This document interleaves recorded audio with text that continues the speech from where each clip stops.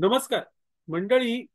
मराठा आरक्षणामुळे महाराष्ट्रात सर्वज्ञात झालेले मनोज जरांगे हे आता पुन्हा एकदा वाहत चालले आहेत का? मराठा आरक्षणासाठी मनोज जरांगे पाटील यांनी आंदोलन सुरू केलं.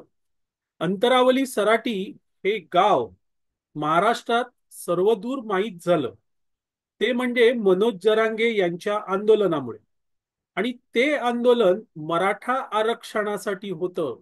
मात्र हळूहळू मनोज जरांगे त्या आंदोलनापासून दूर जात गेले. त्यांनी जे अपेक्षिलं की मराठ्यांचा कुणबीमध्ये समावेश करावा आणि त्याप्रमाणे राज्य सरकारने काही कारवाई केली. मात्र सगळ्यांना सरसकट सगळ्या मराठ्यांना, सगळ्या सोयऱ्यांना कुणबी प्रमाणपत्र द्या या मागणीवर मनोज जरांगे अडून राहिले आणि ते शक्य नव्हतं. मात्र हे शक्य नाही हे माहीत असतानाही मनोज जरांगे यांनी काही आपलं आंदोलन मागे घेतलं नाही किंवा सरकारने जे आश्वासन दिलं की आम्ही कारवाई करतोय त्याप्रमाणे कामही करू दिलं नाही. मनोज जरांगेंचं ते आंदोलन हळूहळू देवेंद्र फडणवीस यांच्या विरोधातलं आंदोलन असं स्वरूप धारण करू लागलं आणि नंतर नंतर तर त्या आंदोलनाला ते स्वरूप प्राप्त झालं. आणि मग या आंदोलनामागे नेमकं डोकं कोणाचं आहे हे बाहेर आलं. मनोज जरांगे हे बावल्यासारखे भासत होते. महाराष्ट्रातल्या जनतेला हे समजलं. त्यानंतर मात्र मनोज जरांगे यांनी स्वतःला आवरलं नाही आणि मग लोकसभा निवडणुकीत भाजपला पाडलं, त्यांचे उमेदवार पाडले. आता विधानसभा निवडणुकीत पाडून दाखवू वगैरे वगैरे राजकीय स्वरूपाची विधानं त्यांनी सुरू केली. परिणाम काय झाला मित्रांनो? महाराष्ट्रातल्या जनतेने दाखवून दिलं की मनोज जरांगे यांचं आंदोलन हे मराठ्यांचं आंदोलन राहिलं नाही, तर ते एक विशिष्ट पक्षासाठी, विशिष्ट विचारसरणीसाठी करण्यात आलेलं आंदोलन होतं आणि त्यासाठी मराठ्यांचा वापर झाला. अनेक मराठे या आंदोलनातून बाजूला झाले कारण मनोज जरांगेंना कळत नव्हतं की कुठे थांबायचं. आता नवीन सरकार स्थापन झालं. देवेंद्र फडणवीस हे मुख्यमंत्री झाले. त्यानंतर मनोज जरांगेंनी घोषणा केली की अब आएगा मजा. हेतू तोच होता. देवेंद्र फडणवीस यांना लक्ष करण्याचाच हेतू होता आणि त्या अनुषंगाने मनोज जरांगे बोलत होते, बडबडत होते. सरकार स्थापन झाल्यावर पुन्हा उपोषण केलं, पण हे उपोषण त्यांना मागे घ्यावं लागलं. अशी किती उपोषणं मनोज जरांगे यांनी केली, पण प्रत्येक वेळेस त्यांनी माघार घेतली, उपोषण सोडलं. मूळ हेतू काय? मराठा आरक्षणाचा हेतू होता आणि त्या हेतूलाच हरताळ फासला गेला की काय अशी शंका घ्यायला वाव होती. मनोज जरांगे हे आरक्षणापासून विचलित झाले होते. आता तर पुन्हा एकदा तशीच परिस्थिती निर्माण झाली आहे. मराठा आरक्षण यापासून मनोज जरांगे कोसो दूर राहिलेले आहेत. त्या निमित्ताने केलेल्या उपोषणाला, आंदोलनाला आता प्रसिद्धी मिळेनाशी झालेली आहे.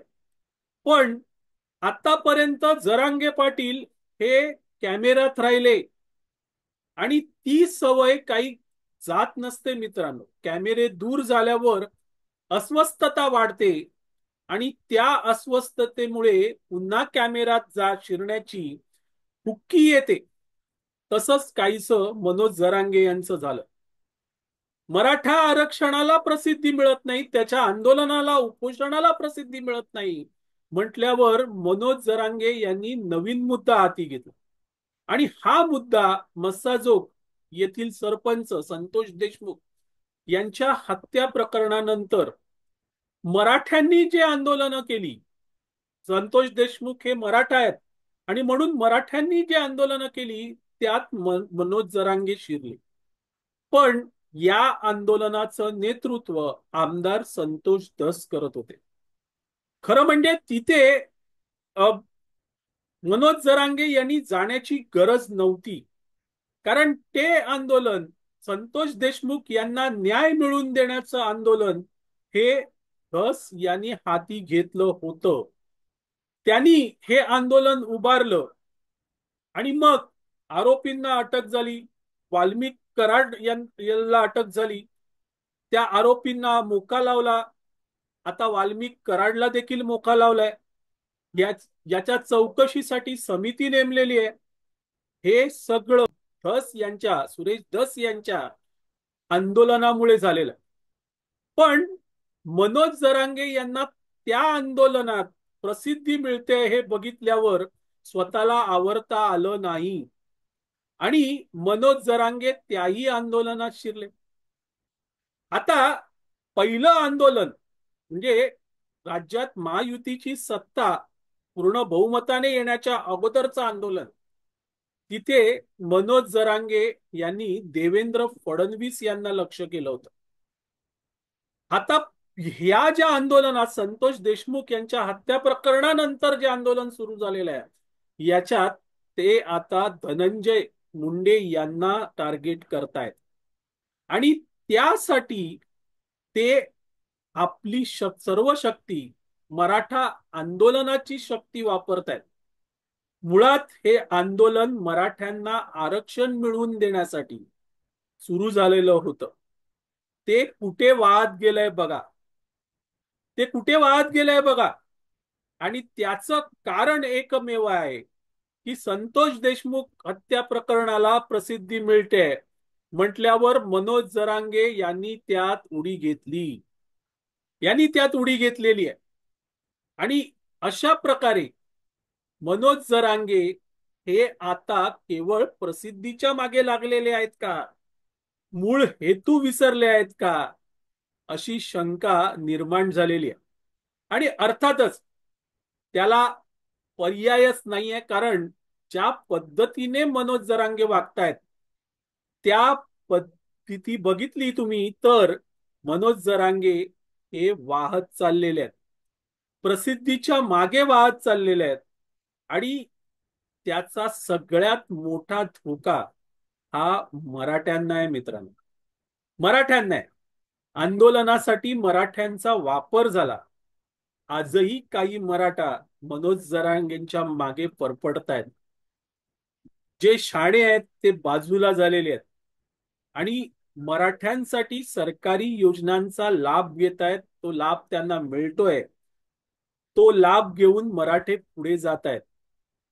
पण मराठ्यांना असं फरफटत नेणारे हे मनोज जरांगे त्यांनी कधी सर्वसामान्य गरीब मराठ्यांचा विचार केला का?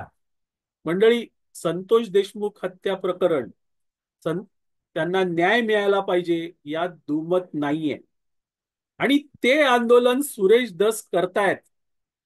तिथे त्या आंदोलनाचे नेते सुरेश धस आहेत.